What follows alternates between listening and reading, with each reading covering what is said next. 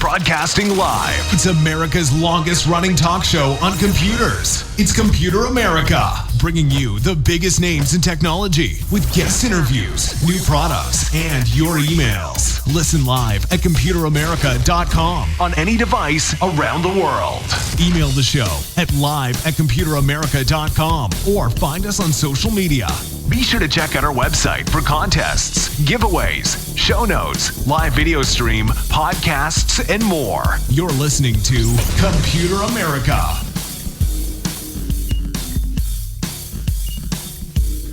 Hello and welcome into the Computer America Show. We are the nation's longest running, nationally syndicated radio talk show on computers and technology. Thank you for joining us. I'm your host, Ben Crossman, and everyone out there, I hope that you're doing well. I hope that, everything is going your way. And hey, with that being said, Computer America, we have a great show planned for you in the second part of the program, computer and technology news. But in the first part of the program, we have a great guest for you, and we're going to be talking to him in just a moment. But if you've ever wanted to know about 3D printing, and really this is even a step beyond that, because this is something very unique and very, very cool.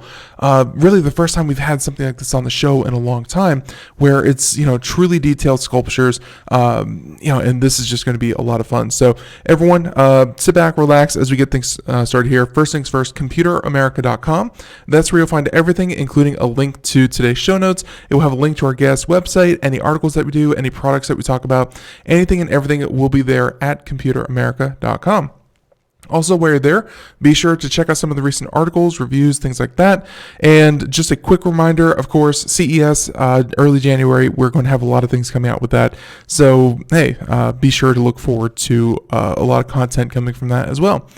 Now, with that being said, everyone, again, I hope that you're doing well. Want to go ahead and get things started with Computer America. And I think that our first... why don't you go ahead and just introduce our guest? And we are going to be talking to none other than Mr. Mo Taslaq. He is the CEO of Mixed Dimensions. You can find the website at mixeddimensions.com. And of course, we're also going to be talking about their new Kickstarter. Obviously, projects like this, they definitely take a lot of support. And I'm really happy that we get them on in, such a pivotal time in their campaign. So Mo, welcome on to Computer America. How you doing? Hi, thank you for hosting me. I'm very fine. Thank you so much. Yeah, hey, glad that you could join us. And so, as usual with a lot of our guests, why don't we go ahead and get a little bit of background on yourself and really, talk about, just Mixed Dimensions as a company. When was it started? What is your background? And what made you want to go into, really 3D printing and high quality models and things like this? Thank you. Hello, everyone. So my name is Mo Taslaq. I'm originally from a place called Jordan in the Middle East. I moved into the Bay Area with my co-founder, Baha, in 2013. We joined an accelerator called the Alchemist Accelerator. With Mixed Dimensions, we had a vision. With Mixed Dimensions is to transform digital content into physical objects using our proprietary software technology. So we wanted people to own things that they are seeing on their screens. They want to own it on their hands physically. The company, it combines an award-winning artists, engineers, technologists, and technicians, and also gamers. And we're committed to produce customized 3D printed products that you'll be proud to own and display. One of the things that we're really proud of is that we mix and combine between art and science to create beautiful 3D printed collectibles. Our team is spread all over the world. We have a team in Amman, we have a team in Poland, in Poznan, and our main offices are in San Mateo, California. Why did we get into this? We're computer geeks as well. We're game developers by nature. One of the things that we noticed is that as we were developing our stuff is that and 3D printing was emerging in the 2011 and 12. One of the things that was a pain for everybody who's doing 3D printing is the availability of content. Does these models actually print or not? This is where we come in. We take these models, we restructure them from the scratch. We make them watertight. We make them ready for printing. So that's the core of our technology, the software that takes any 3D model and makes it ready for 3D printing. One of the things that I really wanted to emphasize on is that 3D printing has been looking for ways or the killer apps or things that can actually make it mainstream. And this is where we come in because we're from gaming. We decided that we want to deploy what we do in disrupting digital merchandising and toys manufacturing using the power of personalization and customization that comes through 3D printing. So, and of course, there's a lot to unpack there, and we're going to be delving into a lot of these topics. But I think my first question is that I've seen where when it comes to these models and these 3D printed models and sculptures, there's unfortunately a lot of really bad products that tend to flood the market. They're very low quality, they're cheap, the painting is just awful. And I think when people think of maybe action figures or what you have here are really sculptures and these kinds of things, there's a lot of cheap stuff that I think ruins the idea that people may have that, if I get something like this, I probably won't have it for long or it won't show very well. Why do you think that there are so many, I guess, kind of poor quality, designs out there, and why do you think that there's this lack of high quality that you seem to be trying to put out there? So I would say that 3D printing is still in its infancy. So a lot of people, a lot of visionaries wanted to come in and wanted to produce, wanted to make it mainstream and wanted people to use it. So the quality of the outputs depend on the hardware that you're using and the software that you are using to deploy the hardware. The previous hardwares that we use, so I used so many 3D printers during the past 7 years. They can't get you the quality that you want because they're limited. So, for example, some of the desktop printers out there, they can only do plastic in single color, and you can't get something that is really interesting or colorful. The second thing is that the full color printers that are still out there, they don't give you the quality that you're looking for because they still need to work on their tech. But luckily, with what we're doing is we partnered with a company called Mimaki. Mimaki, they have the most advanced 3D printer out there for full color printing, and combine that with our software, we managed to get these outputs. So I would say everybody is trying, but the quality, yes, there are so many poor quality out there, and this is what we're trying to solve, and we're solving with what we're doing, combining the software with an awesome hardware that can get you what you want. Then it's going to be out there. Now it's more of you want to move from just prototyping into full-scale production, and this is what we're doing at Mixed Dimension. Yeah, and absolutely. And for everyone out there watching the video portion of the show, we are showing a lot of the really neat designs. And of course, I actually have one listener in particular who we talk with often, who's very into Star Trek Online, and being able to see all these different ships that you could physically own. And this actually kind of leads me into my next question, because Star Trek is a very long running franchise.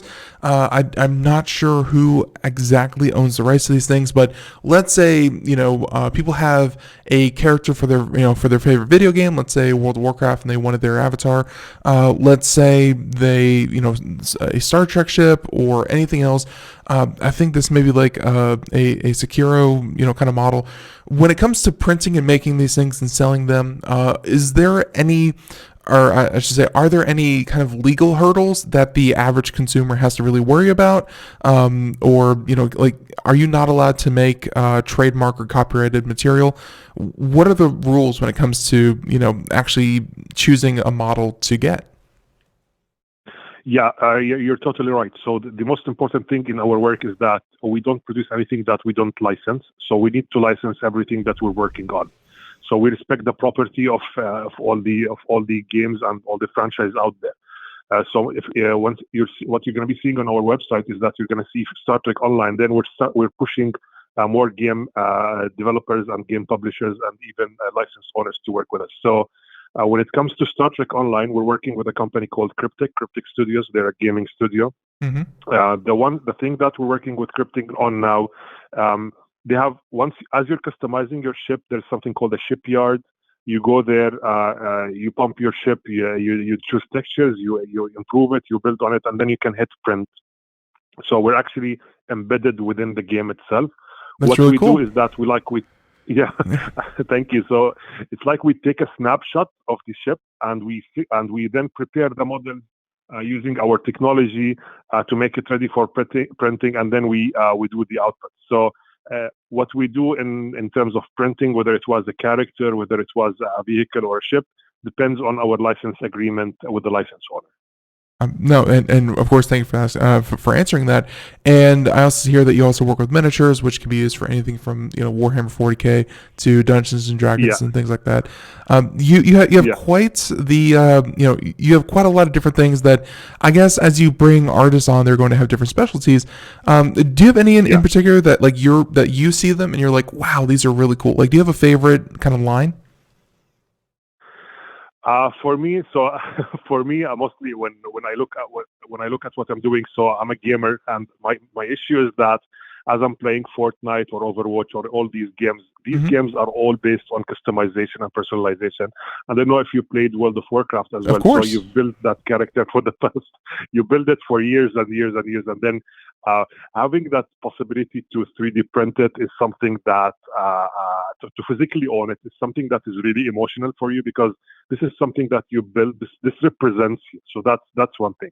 On the other side, a lot of my team members and including me, we really like board games, and being able to have a miniature that you customized and personalized when you go to you play Dungeons and Dragons or any game that you fantasize the characters that you're doing. If you're able to have these characters physically owned by you, this is something that is really enormous and splendor, because this is something that you created, you fantasized, and you now own. This is what 3D printing actually gives to us, the promise of personalization and customization and owning something that is just unique for you. I can see us, and I can see this going viral and going big, because it's not just for miniatures, it's for vehicles, it's for characters, it's for anything that can be merchandised for games. And for me in specific, being able to see people owning characters that they had made in World of Warcraft, or Fortnite or other games that we're going to be working with, hopefully, is that you're going to own that. It's really unique. This now it's more than ever. Being able to have something that is personalized and customized for you actually is the experience that we're looking for, and is the experience that people are looking for. They don't want to buy the same toy or character that everybody else owns. They want to have their own unique thing that they have that has their signature on. Exactly. And that's where 3D printing really shines, is that, you don't have to create, 10,000 of the same mold just to, kind of break even and start making money on it. 3D printing allows you to have that customized, one of a kind of sculpture. And of course, like you said, and yes, I have played World of Warcraft ever since like day 2 that it came out. So I know exactly what you mean about putting all that attention into a character and then being able to see it physically. And again, I just to reiterate that what separates, I think, and this is where I think you're absolutely right, is that like if you can get a high quality figure out of these things, and I was just in a shop and I saw a couple of comic book heroes that were they were full size, they were huge, they were beautifully printed and painted, and they were selling in the neighborhood of like $500, $600, $700, $800, and that may seem like a lot of money, but I know a lot of people that you have that quality and people are going to be willing to pay for it. And it's more than just a toy. It's more than just that. It actually is a piece of art that you own and you help create. So I can see where you're going with this. Now, I did want to shift our focus, because that's kind of your background. That's what you're currently doing, and that's what you can go check out at Mixed Dimensions. But you're also here to talk about a Kickstarter that you just launched. So talk about the new campaign. What is the new area you're hoping to bring? That you're looking to bring. I believe it's highly detailed anatomy figures and things like that. Why anatomy figures? And just talk about the campaign and how you decided to come up and launch this Kickstarter. Yeah, of course. The thing is, we wanted to showcase our capacity and the beauty about 3D printing, and this is where we decided to go with anatomy models. So the human anatomy models 3D printed in full color Kickstarter campaign provides a series of human anatomy models that uniquely capture the beauty and complexity of the human body.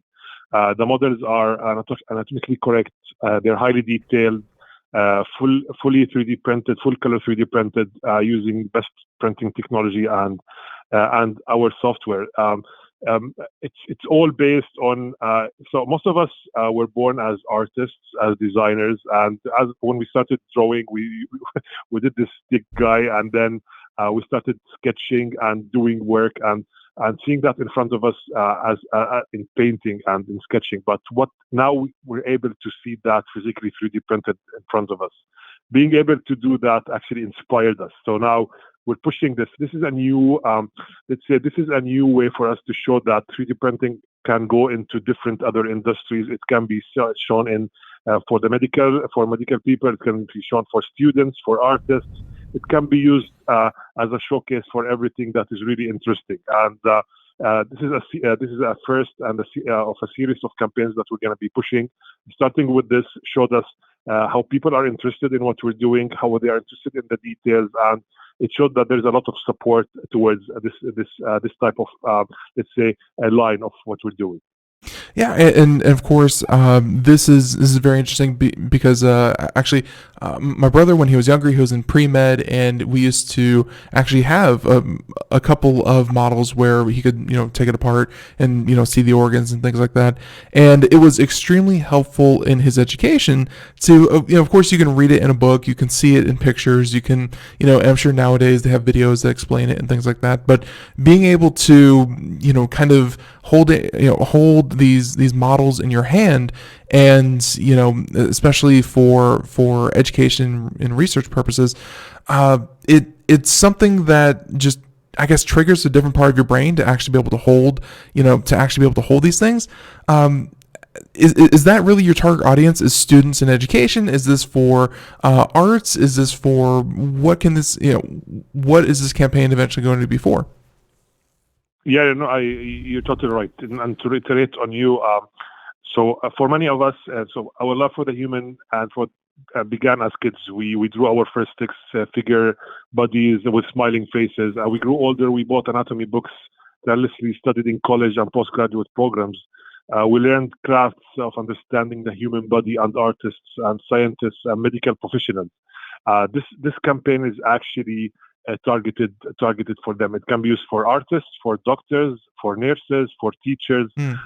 Anybody can use them. So yes, it is. Yeah, it's correct. What you said is totally correct. Perfect. And just talk about just real quick, because I think that there's, and going back to the Mixed Dimensions website, no offense, I mean, you have a couple of figures there. One of them is is kind of a succubus demon looking character, which pretty pretty accurate. I can't say that I'm perfect with anatomy and knowing the proportions, but I think it's a good example of how in fantasy and in video games, certain proportions can kind of get accentuated, and everything's not perfectly accurate, and that's where you're going with the new human anatomy models. Was that one of the most difficult things, was to get all the proportions perfect, or what were some of the challenges when you were making these human anatomy models? So part of the challenges we had was in the 3D printing process. So when we wanted to do the 3D printing back in 2017, there were not color 3D printers available. There were not a lot of 3D color printers out there, and they were not able to produce high quality color models. So we had to print the models in a single color and then have it painted by hand by our artists. While the models were beautifully crafted, it took the team over 2 weeks and more to print and paint these models. With 3D print, with the new methods that we're using, and luckily with my co-founder when he found my Maki, is that now we could do the designs. We're using a software called DAZ 3D. We design the models there, so a designer comes in, so there's no challenge in designing these models, and we render them using DAZ Studio, and then fix them using our technology, and then 3D print them. So the problems that we had before was we were limited in how we can produce what's in our mind. Mm-hmm. But now with our technology and with this this advanced full color 3D printer, and with the use of the software, the DAS software, now we could actually produce what you see in the Kickstarter campaign. No, and we're definitely watching, like, let's say the 3D printer kind of go off and print layer after layer of these models. It's very, very cool. And of course the Days 3D, you can see kind of the actual sculpture before you even print it. I mean, and also I wanted to ask, because I saw another model on your Kickstarter page that was in kind of like a yoga pose, kind of sitting there cross-legged. Yeah. Are these things fully articulate, or do you have to kind of like request once in different poses? Yeah. And no, they're not articulate, but you can. For us, we consider it customizable because you choose what pose you want to have. So the yoga pose, we unlock the yoga pose as part of our stretch goals. So we have the yoga poses there. We're planning to add more poses for the fans or for the backers to select from. I gotcha. So obviously with Kickstarter, you are continuing to, kind of incentivize that people, and by the way, this is something that I mean to congratulate you on. It says here that you were completely funded within 2 weeks, but completely funded on Kickstarter, as most people know, is not completely funded, because there's a lot, if people continue to support you, there's a lot more that I'm sure that you are looking forward to doing with this. Exactly. So this is our first Kickstarter campaign. We wanted to first thing we wanted to tap into the Kickstarter community. The Kickstarter community is an amazing, great community that appreciates and supports technology, vision, and art. So we wanted to tap into there, and we wanted to show what we have.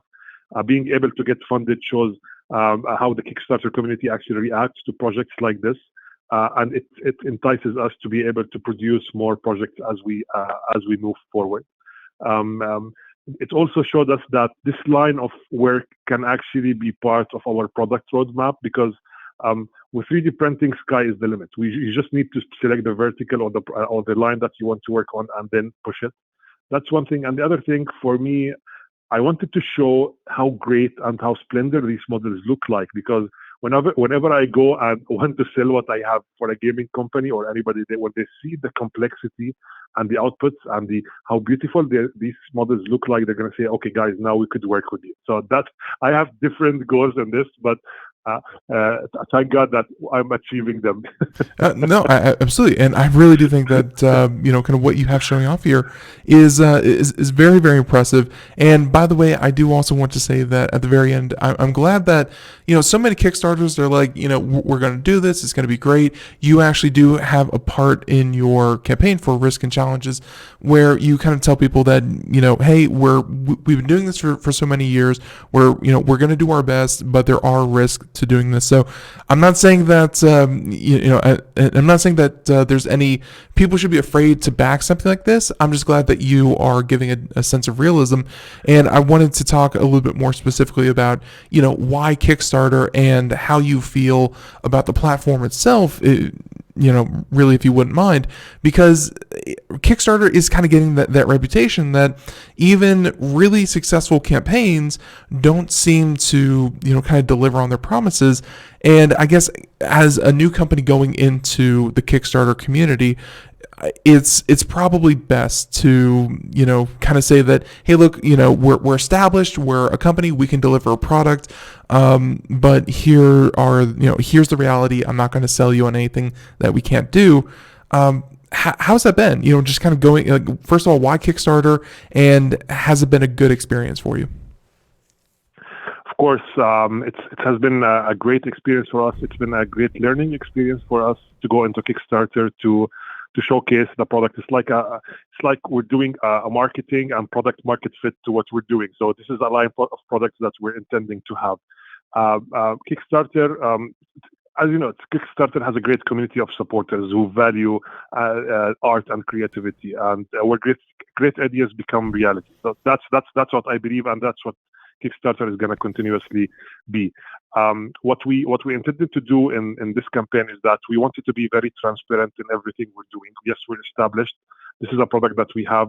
These are the risks that we have in developing it, and this is what you're going to be getting. We wanted. There has been so many campaigns that failed or they did not fulfill their promise. On the other side, no, we worry about our reputation. We want everybody to see what we're doing, and that's why we laid down all the challenges, and we started showing what we have, and we show the product that is out there. So what you see on the campaign is actually the physical product that is actually printed. So we're not going to be doing that. So it's already been we already started working on it. We fixed it, we prepared it, and now it's more of just taking the orders. That's most of it. No, very, very well said. And of course, going through this whole process, you talked a little bit about your stretch goals when it comes to, the different poses that people can choose. And I wanted to expand a little bit on that because we have another question here about, talking about the sizes and variations of the models. Because, you can have something that is, by the books, a Caucasian male that's exactly 5'10" and 180 pounds, so on and so forth.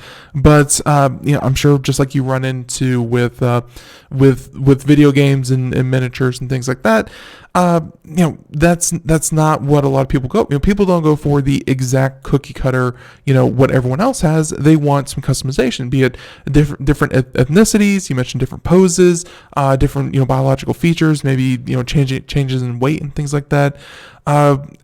What other customization are you hoping to achieve with the anatomy models?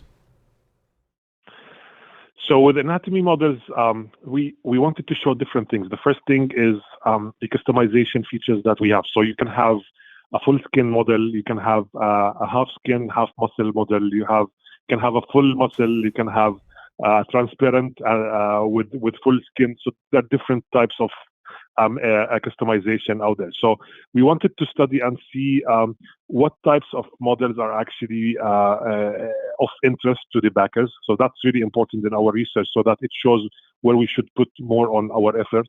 The other thing is that part of the miniatures and the collectibles markets, we need to know exactly what sizes are the ones that are mostly wanted by the backers or by the fans. So being able to put these different sizes is really important for us. So and also it shows how price sensitive people are towards the models, because if you go bigger in size, it's going to be much more expensive. Right. But if you can have something that is a 5-inch that has all the features, has all the characteristics that you're looking for, then it's something that you would go to.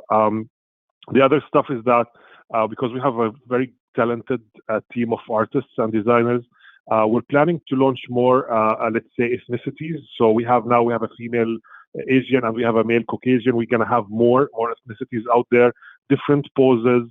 We're going to communicate with the backers. We're going to communicate with the fans and see what type of poses do you actually want, and then maybe reach a point where you have customizer online where you can have the model, and then you start checking the pose you want, checking how the textures would look like. Do you want text, or do you want to be engraved on the base? Different type of product features that we can include. Yeah, it's there's certainly a lot of options. Really, as many people as there are on Earth, there are as many options that I'm sure that you could work in there with these models. So there's a lot of customization that I'm sure people are going to be asking for. But it's very interesting, just as because hey, this is a business. Just like you said, price sensitive, and what are people looking for? That's, I think, a place where Kickstarter really shines, is that you get that community feedback about your product before you ever have to launch a product. You already get to hear from the people about that kind of thing. And with that being said, I did want to get a little bit of advice from you. That community feedback could just be one of them, but what advice would you give other individuals or businesses that are planning to start using, or planning, or are going to be using Kickstarter to launch their business? Is there anything that you learned that you're like, man, I wish I would learn that sooner, or I wish that I could have taken advantage of Kickstarter, the community, or through marketing? Or what have you learned, and what would you like to let others know about doing a Kickstarter? Yeah, sure. The first thing, I just want to be, I'm grateful for Kickstarter to let us have our campaigns on their platform. It's really an immense feeling to be there because it shows that they're accepted something that could be shown to millions of people out there. So that's one thing. Mm-hmm. What we learned is that you need to be very transparent. You need to be truthful. You need to be precise in what you're delivering. Don't overpromise in something that you can't deliver because it's going to hit you and hit your reputation, and people are just not going to support you or back you later. So that's where we came in and say, okay, we're established. This is what we have. These are the challenges we have. So we were transparent and open from the beginning, and we're open to everybody from the backers to get into us. The thing that I would say I learned is that we really need to work with our fans, with our families, with our friends to help us spread more on the work that we have. So more marketing, more promotion. We learned that from in this campaign. How do we promote? How do we get to people? How do you abide to the guidelines of Kickstarter? You don't want to spam people. Have a mailing list of people that are dedicated in what or focused on the product that you're delivering. So these types of things you learn as you go, and you get innovative in that. So I would advise everybody just to plan carefully, have a marketing plan, be truthful, have everything that is there promised actually can be done. Don't overpromise on something that can't be done. And this is my advice. And I really thank the Kickstarter community for supporting us. And I would love for anybody who is listening now just to go in and see our campaign and back us. This is something that can actually become big. It is a beginning of a lot of things that we're doing as a company, and hopefully in the coming few years you're going to see that the campaign that you backed on Kickstarter belongs to a company that is actually disrupting merchandising forever. That's my point. That and trust me, merchandising definitely does need disrupting. So, we'll definitely do that. We'll go ahead and tweet this out on Facebook and all that kind of thing, so people can check that out. And of course, we'll include links in the show notes to the Kickstarter as well when this airs. So, with that being said, I mean, all this, you have your existing line of products. You're working on this. Obviously, you are still working with Mimaki, and you are still working with Days 3D. You seem to be really, because obviously you can take what you've learned in the technology and in the printing process that you have, and you can take it to other aspects of your company. What's next for Mixed Dimensions after this Kickstarter campaign? So we're planning to launch other Kickstarter campaigns throughout maybe next year and the year after with different models, different poses, different markets that we're targeting. That's on Kickstarter. But on Mixed Dimensions, we're planning to get more game publishers to work with us. So now we have Cryptic, we have Ubisoft. We're planning to have more gaming companies to work with us, to have a massive library of content that you can go into our website and just print from there. You just customize and print anything that you see inside the game, whether you're a gamer, whether you're a fan or not, or you just want to have something that is physically printed. This is our plan moving forward, and hopefully we will speak with you maybe throughout the year next year, and you're going to see us achieving that. I would love for you to come back and tell us what you do. And hey, just as a personal, kind of hoping that you get these people, on board with what you're doing. If you can somehow get Microsoft with the new Halo coming out, whenever I played Halo when I was younger, first of all, a giant Master Chief helmet would be great, but more so just, Master Chief figures, and I know that there's some customization there. Halo's just rife with action figures, but so many of them are so bad, and I hope that, like you said, disruption, I hope that you disrupt the collectible market. And yeah, personally, Microsoft, work with these guys, please. I will say that. So thank you so much. Thank you. Absolutely. We're looking forward to that as well. For sure. So, and I'll go ahead and kind of leave this one last thing with you, Mo. Is there anything that we didn't talk about, anything that we didn't touch on? And on top of that, if people want to find out more information, where's the best place to go? So if they want, they can go to our website, mixeddimensions.com, or they can go to the Kickstarter campaign and just search anatomy. They're going to find human anatomy model 3D printed in full color. That's our campaign. I just want to emphasize that I'm really proud of the team, of our team. They're a group of geniuses in technology and art, and we couldn't have done that without them. And I would like to thank you, and would like to thank the Kickstarter community, and for your listeners to listen to me. I hope that I was a good guest for them. I would love for you to back this up. And thank you, thank you. And this is a vision that we have, and your support is going to make us, and it's going to achieve the vision that this small startup that came from Jordan, we immigrated to the US, and now we want to disrupt merchandising. Your support is really highly appreciated, and thank you so much for taking the time to speak with me. Our pleasure. Very well said. And Mo, I really do mean it. If later in the year, if you have something that you'd like to come back on and talk about it, this is something that I think from not only just a video game enthusiast, kind of point of view that I definitely enjoy, but also the human anatomy models, they have the ability to help so many different schools and education things out there. You're doing something very special, and I'm really honored to have you on the show. So Mo, thank you so much, and everyone, once again, mixeddimensions.com. Mo, until next time, have a great one. Thank you so much.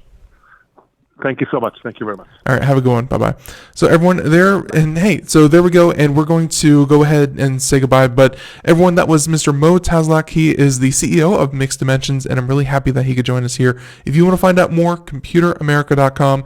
We'll go ahead and include a link to both the website and on top of that, the Kickstarter, if you want to check that out.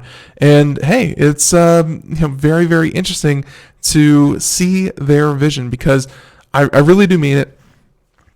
From they're heading into a market that where the human models come in. There are very high quality human anatomy models out there. The problem is that they cost thousands and thousands of dollars, and for them to be able to do this, where you're looking at maybe 130, 250, all the way up to 850 for a set of like 4 to 8 of them. It's really incredible that they're able to knock the price down, and these would be a boon to so many people. So go ahead, check out the Kickstarter, and of course you can fund that if you like, but also be sure to check out their website and just see what they're about. It was a very fun interview, and I'm happy that we could do it. So with that being said, let's go ahead and continue on. We have about 20 minutes left, plenty of time to do computer and technology news, which is of course brought to you by Computer America. Here we go.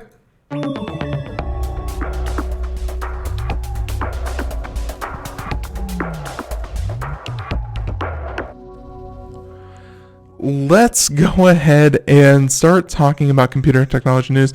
And this is just a segment where we go ahead and we try to keep you up on the latest technology news. It's not easy. Trust me, we try to do it all the time. And it's just super, super hard. So let's go ahead and talk about this. And okay, a couple of different stories here. The first one, we of course have to talk about Tim Cook, Apple's Tim Cook. the person who turned Apple from a company of hype and excitement and artsy and fanboy and turned it into a living, breathing company that is one of the most successful in the world. You can't knock the guy for his ingenuity. You can't knock the guy for his business prowess. He's doing amazing things for the company. But then he makes statements like these, and I'm like, maybe he doesn't have it all figured out. So, Apple CEO Tim Cook says monopolies aren't bad if they aren't abused. And I would really, really like some context for this, because I don't want to just jump down his throat and say, well, the thing that has ruined so many industries in the past, that's a bad thing. So Apple CEO Tim Cook has defended the existence of monopolies in business while also denying that Apple has a monopoly in any sector. So here's the thing. Obviously, monopolies are bad inherently, and they're so bad we have an entire regulatory system in place to prevent companies from owning too much of a single industry. That can lead to higher prices for consumers. That can lead to a lack of innovation. That can lead to a lot of negatives for consumers and really the industry as a whole. There's a reason why we don't like that. But let's go ahead and talk about this. Saying that in an interview with Nikkei Asian Review in Tokyo, during which Cook discussed a range of topics including Apple's treatment of competitors, he said a monopoly by itself isn't bad if it's not abused. A lot of people would argue that monopolies in themselves are bad, but he said that the question for those companies is, do they abuse it? And that is for regulators to decide, not for me to decide. And of course, when he's saying, do they abuse it? Do monopolies actually exert pressure? Do they exert pressure on their competitors in the industry, in the marketplace, that make it very anti-competitive? So Cook insisted Apple was not a monopoly, a line he has maintained for the duration of his tenure, despite Apple having faced multiple complaints of anti-competitive behavior from app providers that compete with its service. And you can think about this, a few ways that Apple did and probably still does have a monopoly include the fact that only Apple certified repair people were allowed to repair with certified Apple parts. Apple had a monopoly on repairing its own devices. There were, there were third party, but they would not offer warranties. Apple would not endorse them, and Apple, up until about a year ago, would not sell them certified Apple parts. That was definitely a monopoly. Another monopoly is, of course, iTunes. There is no second app store for the iOS ecosystem. That's something that not a lot of people complain about, because luckily iTunes, and I should say just the Apple App Store, the App Store is fortunately very, very good. Not a lot of people have complaints about it, but some people have had complaints about the pricing scheme. They've had complaints about, the approval process. And really, if you want those apps, there is nowhere else for a person to turn if you have an iOS device for different apps. And of course, you can think about when Fortnite decided to really sell its own app, or I should say have its app available for download through its own website. Boy, that was such a turning point that it made headlines for like a long time. So there was definitely anti-competitive behavior, maybe not from the smartphone themselves, but from the operating system, the infrastructure built up around an iOS device, and also kind of the back end and the support of these devices. Apple has kept a very tight lock on all of these different services. And some could even argue back in the day, iTunes itself was really the only way to download music. Apple had so many different examples of monopolies that luckily have seemed to subsided a little bit, but are still definitely there. They said that one such accusation came from the music streaming service Spotify, which filed a legal complaint with the European Commission in March, of course this being for iTunes. They said that Spotify was unhappy with the 30% fee that Apple charges on App Store subscriptions, arguing that Apple makes it difficult for services to try to avoid that fee. Spotify would have to raise its prices to account for the levy. In turn, that would make Spotify more expensive than Apple's in-house streaming service, Apple Music, which doesn't have to pay the same 30% levy. His reaction to the complaint was to insist that no reasonable person would call Apple a monopoly. So again, let's say that both Apple to reiterate this point, Apple Music $4.99. Let's say something like that. Spotify $4.99.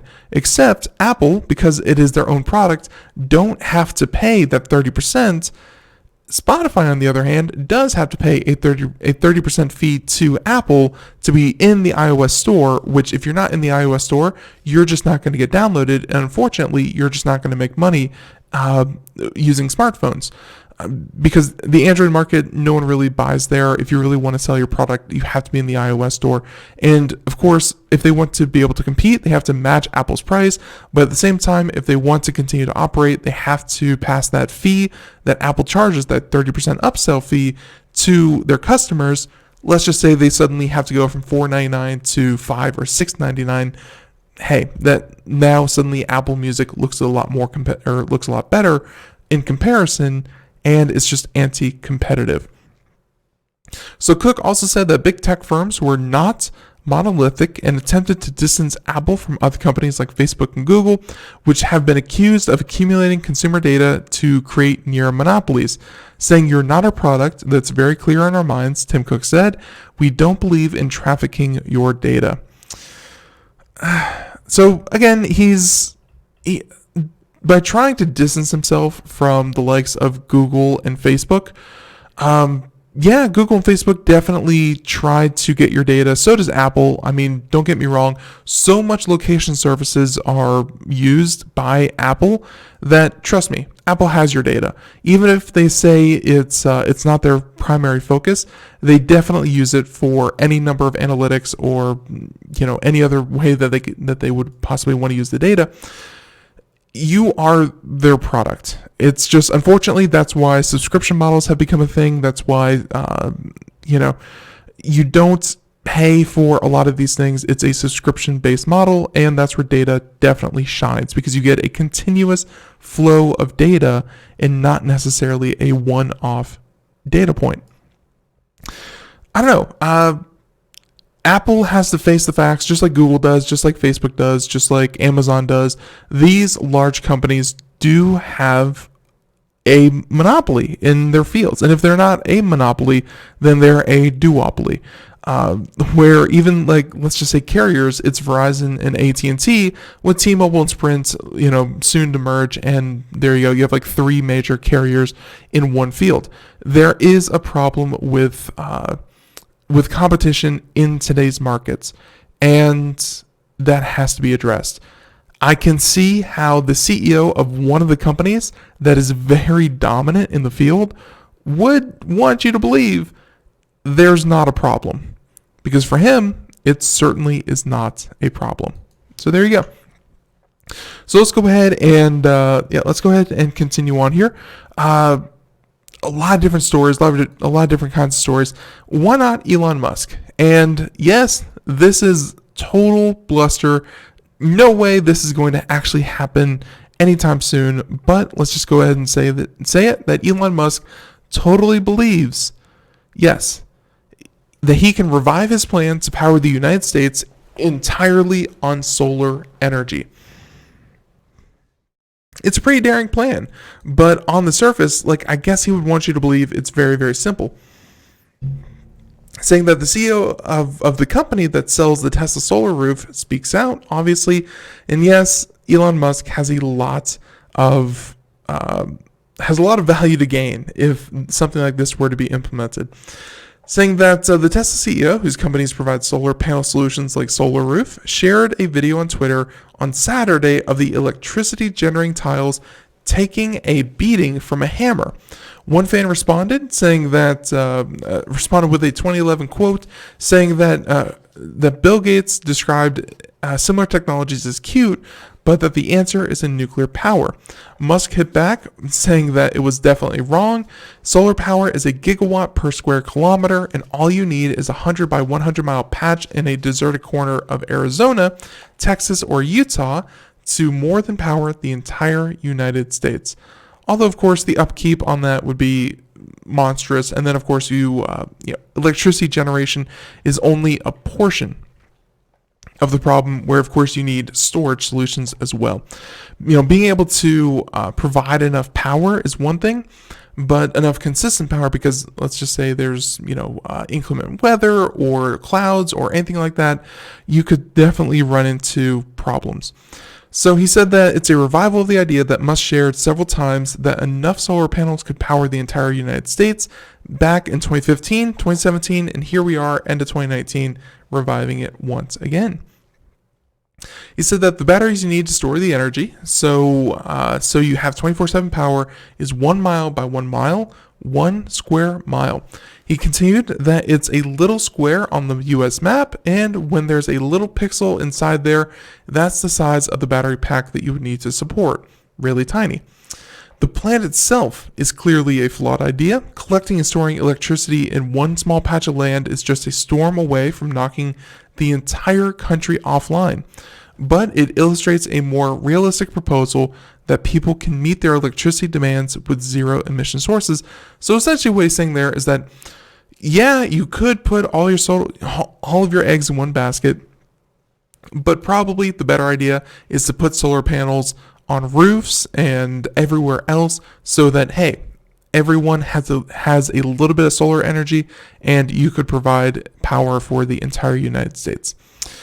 So with that being said, let's see. So the idea is impractical for a number of reasons. What if a natural disaster strikes the country's only source of electricity? What about the dependence created on infrastructure transmitting that electricity? Would the locals perhaps have something to say about thousands of square miles of land getting transformed into a shiny solar collecting surface? So indeed, of course, there's a lot of different ideas like this floating around the world, including the Sahara Desert and the Atlantic Ocean. Both are suggested as solutions for this. But overall, Elon Musk, once again, reviving his idea that, hey, solar energy is the way to go. So let's see. Let's continue on here and talk about some of these other ones. This one coming to us from Engadget, and Computer America in no way endorses pirating. Stealing is wrong. Stealing is bad. Don't steal. Steal, bad. Bad, steal, bad, bad. Now, with that being said, let's go ahead and talk about this next article, saying that the Pirate Bay is testing pirate streaming again. And this coming to us from Engadget, Mr. Steve Dent, saying that if you want to stream The Mandalorian but don't have Disney Plus, there's a new illegal option. The Pirate Bay, which has always been the illegal option. A new green play button, or in some cases a B button, allows you to stream popular pirated streams on a new site called Bay Streams, as spotted by Torrent Freak. It works with most film and TV via a very simple YouTube-style interface that lets you play or skip to any part of the show according to some quick testing. Because obviously the author of the article would never do anything illegal to do this. They said that with a solid connection, it appears to work well and delivers the same quality as the torrent you selected. According to the site, the maximum possible download size is 20 gigabytes. It's not clear whether the Pirate Bay or a third party runs the site, though Torrent Freak observed that it had a Kopimi logo. I don't even know what that is, suggesting that it is a supporter of the pirate movement. The Pirate Bay has tried streaming before with its torrent time site that was allowed in-browser streaming, but it dropped the idea quite a while back. A file-sharing site called Bay Files was shut down after a police raid in Sweden, but it recently relaunched. As with these torrenting sites, you can strike one down, but they'll only come back stronger than they have ever been before. Series that are exclusive to a particular streaming network are particularly popular on torrent sites, such as Game of Thrones and, of course, The Mandalorian as well. They said that you'll need a popular torrent with plenty of seeds and a willingness to break the law if you want to try this yourself. But again, do not break the law. Don't steal. Don't steal. So let's go ahead and continue on here. Let's see. And I actually, I actually find this pretty interesting. So this actually came out yesterday, and also from Gadget. I saw it here on the sidebar. I was like, I thought the most expensive Mac Pro configuration was somewhere in the neighborhood of $30,000. Boy, was I wrong. Check this out. The latest Mac Pro with the absolute utmost best crazy settings that you can buy from the manufacturer, and Apple is going to charge you pretty crazy. Well, the Mac Pro, you're looking at a base model of about $6,000. Yep, that's a $6,000 computer that's going to be pretty good, but still very, very expensive, and you're buying essentially the style of Apple. Check out this article. They said that the Mac Pro is highly customizable, and Apple is letting potential buyers upgrade it to a ludicrous level.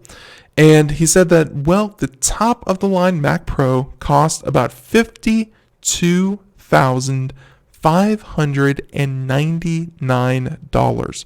Thank goodness they did not round up to zero.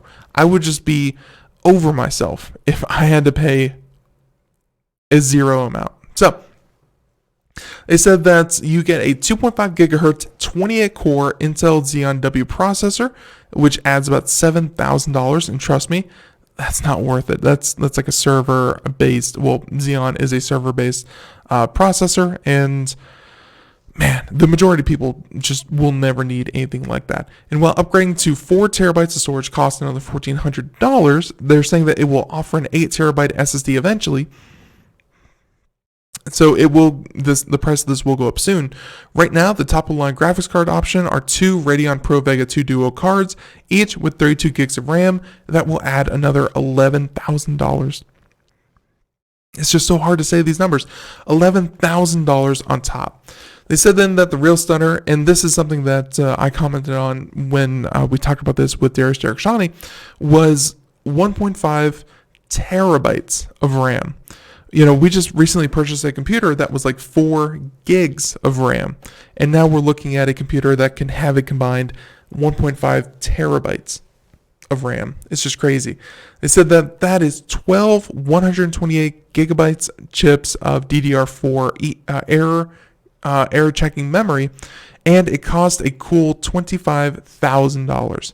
They said that, of course, you can run the Afterburner PCIe accelerator card that costs about $2,000, and adding wheels to the chassis is another $400. Yep, you heard that right. Wheels cost $400. Yeah, $52,599. No one is ever going to buy that. I would be surprised if anyone at Apple themselves were even going to do that. And like someone in the comments said very, very astutely, $400 for wheels, you can buy literal car tires for that. Again, I like Apple. They're overpriced. There's no two ways about it. They are overpriced. Don't get me wrong. They're overpriced. But boy, it takes a certain kind of, I don't know, courage, I guess. It takes a certain kind of courage to say, hey, this thing is worth $53,000. That's courage. I don't care what you say. So with let's see. So let's go ahead and talk about this. Now, let's talk about, and I'm reading some of the headlines here. Okay. How about this? Verizon. So Verizon, they have been marketing like crazy how they're going to bring you the 5G. 5G is the next big push, and they really do hope that it's a turning point for the company. Looks like they need one. Ars Technica, John Brodkin, Verizon lays off more Yahoo AOL employees after another drop in revenue, saying that the 150-person layoff, despite Verizon touting gains in mobile advertising, and Verizon this week will be laying off another 150 staffers from the Verizon Media Division. That includes Yahoo and AOL. saying that Verizon Media employs around 10,000 people, so these cuts will affect about 1% of the workforce. It's unclear which brands will be affected. Verizon's spokesperson confirmed the layoffs, according to the CNN article, saying that we contacted Verizon today and did not get any more information. So they said that Verizon purchased Yahoo for $4 billion in 2017 and AOL for about $4 billion in 2015. But Verizon's strategy of acquiring declining online media brands hasn't been successful in challenging Google or Facebook to the advertising market. I could have told you that. Buying companies that are on the downslope and trying to turn them around, just not good. Let's see. So with that being said, trying to read through here if there's anything else worth really getting into. Verizon Media CEO said last month that the company is focused on growing the division's advertising, subscription, and e-commerce businesses, according to the CNN reports. And today we are investing in premium content, connections, and commerce experiences that connect people to their passions and continue to align our resources to opportunities where we feel we can differentiate ourselves and scale faster. A lot of marketing speak, but hey, what are you going to do? So everyone, the music should be playing here in the background. I want to thank you so much for tuning in to Computer America here. We had a great show. Be sure to check out mixeddimensions.com. We'll have a link in the show notes and all of the different articles that we are able to cover here on Computer America. And one last time, Computer America will be out at CES here soon. It's going to be a fun time.